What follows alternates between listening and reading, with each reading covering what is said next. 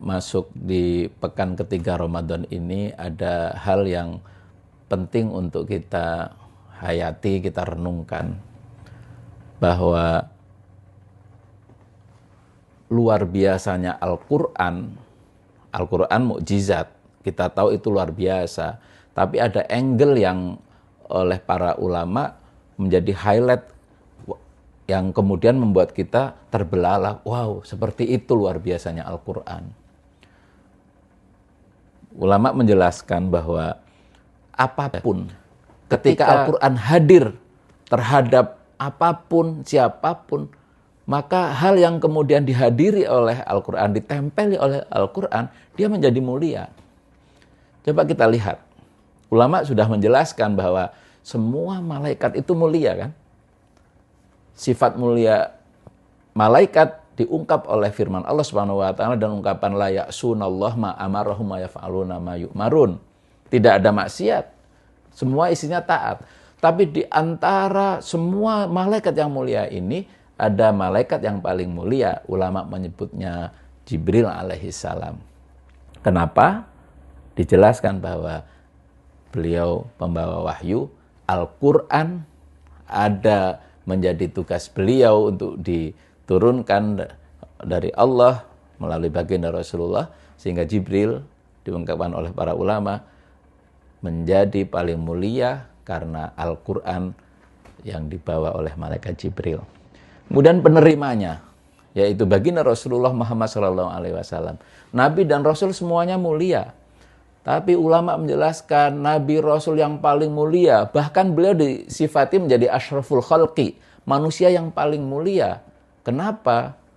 Oh, mukjizat utama baginda Rasul Muhammad adalah Al-Quranul Karim. Mukjizat Al-Quranul Karim menjadi sebab beliau menjadi Nabi Rasul yang paling mulia. Kemudian kalau kita mau telusuri, Allah Subhanahu wa taala menghadirkan 360-an malam, kalau Qamariyah 350 lebih malam dalam setahun. Kemudian Al-Quran menyebutkan, kemudian dari apa yang diungkapkan oleh Al-Quranul Karim menegaskan bahwa ada malam yang paling mulia di antara 350 malam lebih setiap tahunnya itu. Malam apa? Semua tahu, Lailatul Qadar. Kenapa Lailatul Qadar menjadi malam yang paling utama? Dari sekian ratus malam yang ada, yang Allah hadirkan, karena unzila fihil Qur'an.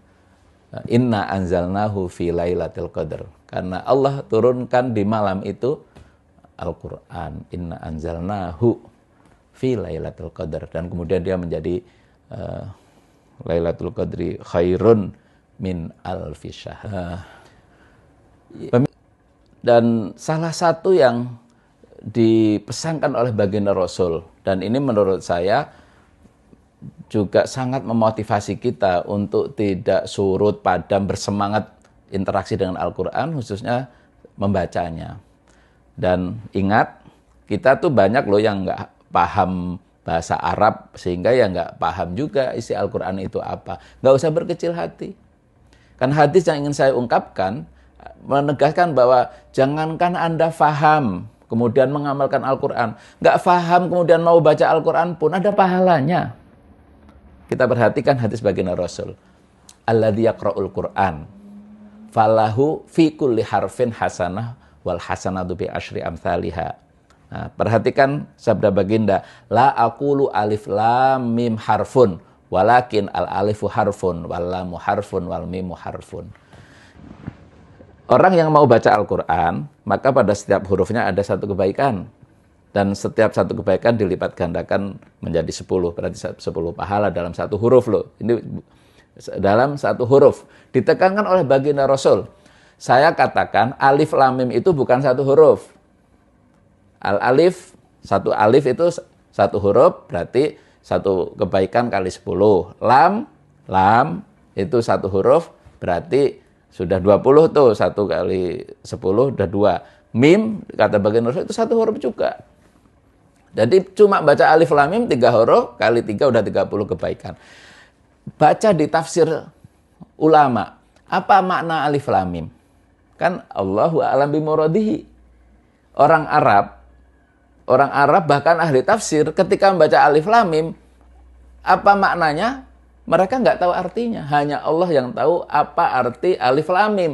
Artinya kita, si Nasution, si Caniago, si Mulyono, si Andi, si Laude, dan semua kita yang mungkin nggak sempat belajar bahasa Arab, tapi kemudian ingin akrab dengan Al-Quran, seperti halnya orang Arab baca alif lam mim yang nggak ngerti artinya. Maka ulama katakan, ya memang sih kalau bisa paham ya, sehingga lebih mudah mentadaburi, lebih mudah tersentuh. Tapi kalaupun terpaksa kita yang orang ajam, bukan orang Arab, memang cinta Al-Quran membacanya, kok nggak ngerti artinya, dianalogikan, kalau bahasanya dikiaskan dengan alif lam mim yang orang Arab sendiri nggak tahu artinya saja ada pahalanya.